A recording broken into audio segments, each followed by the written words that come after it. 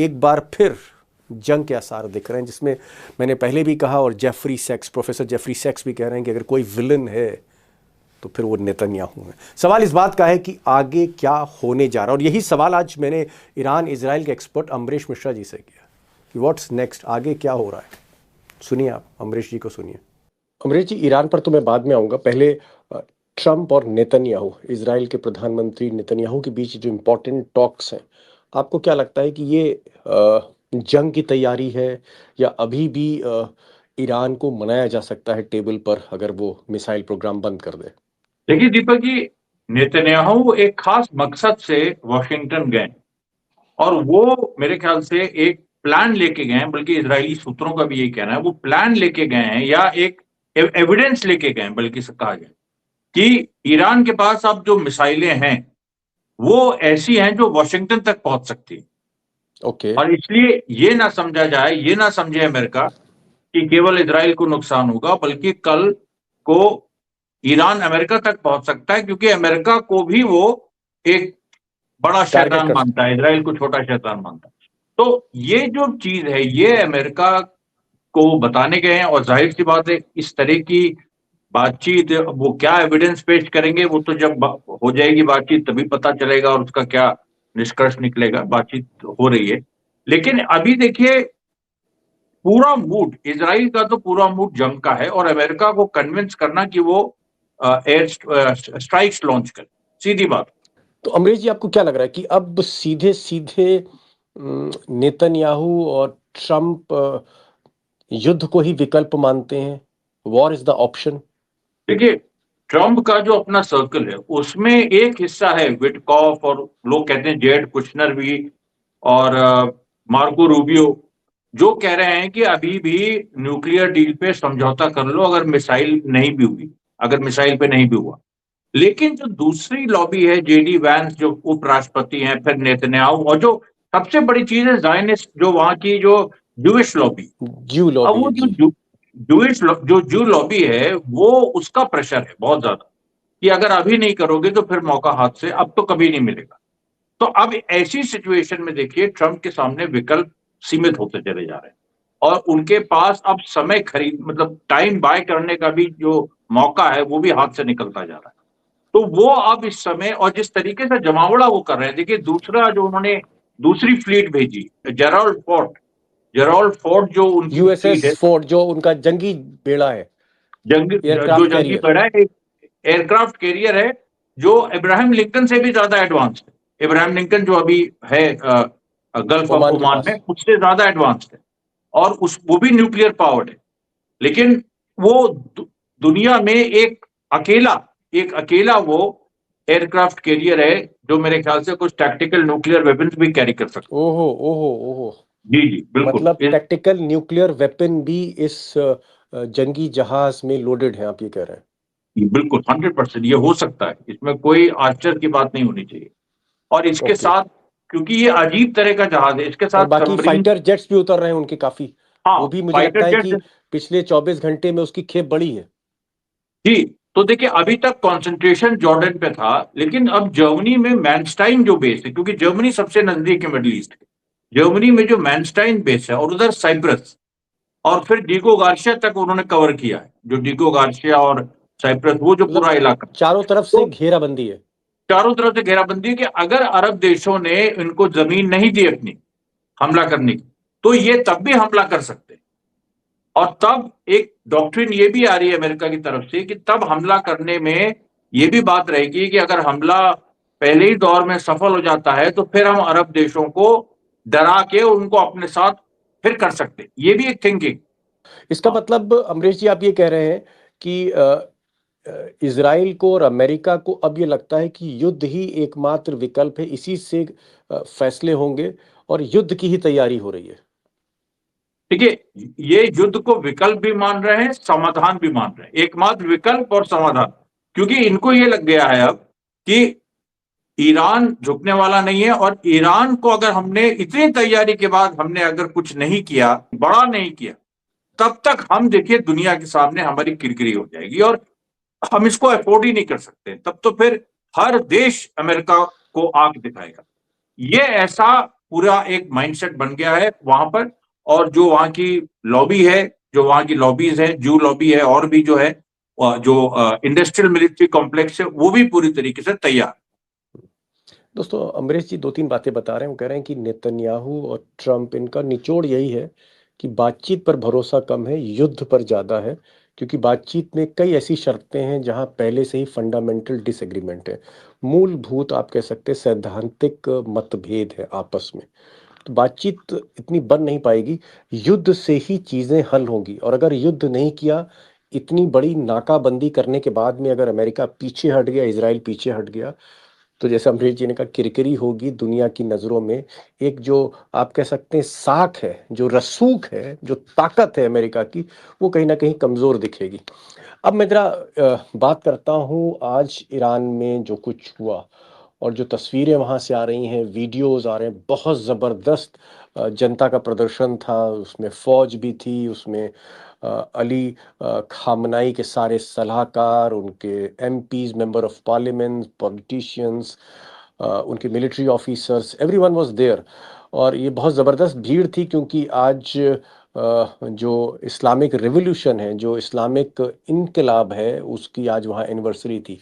ये जो मूड है, जो आप जनता का सड़कों पर देख रहे हैं, लोगों का देख रहे हैं, आपकी जो ईरान में बातचीत हुई, वो लोग क्या कह रहे हैं? क्या ईरान में एक माइंडसेट बन रहा है? ना सिर्फ खामनाई, ना सिर्फ ईरान के आर्मी चीफ, लोगों का एक माइंडसेट बढ़ रहा है कि भाई अब जो कुछ है फाइनल हिसाब किताब करिए, इसराइल का या अमेरिका का जो भी है, अब I mean let's call it a day now.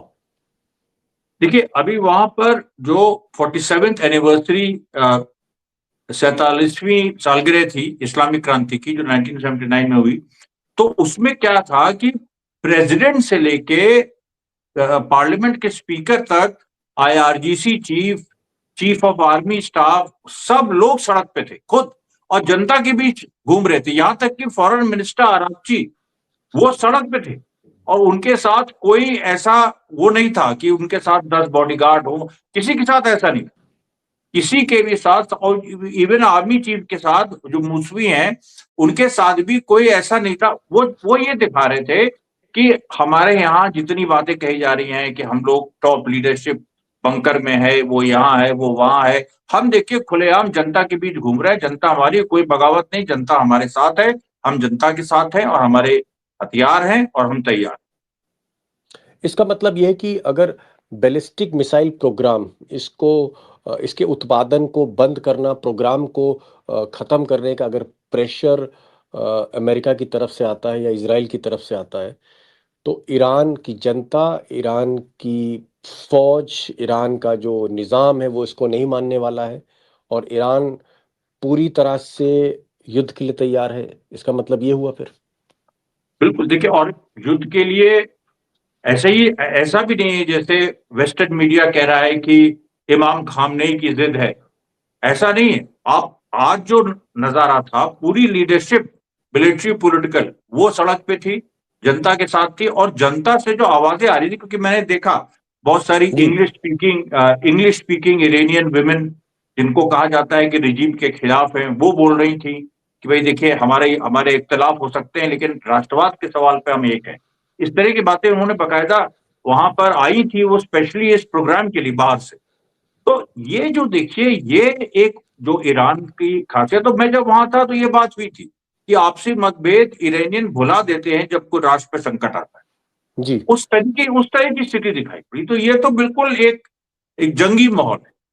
लेकिन अमरीश भाई, आप इतना भीतर तक ईरान को समझते हो, मान लीजिए अगर अमेरिका कहता है कि भाई ये मिसाइल प्रोग्राम आप कुछ दिन के लिए बंद कर दीजिए, मिसाइल का प्रोडक्शन बंद कर दीजिए, तो शांति हो जाएगी मिडिल ईस्ट में, और हम सैंक्शंस हटा लेंगे।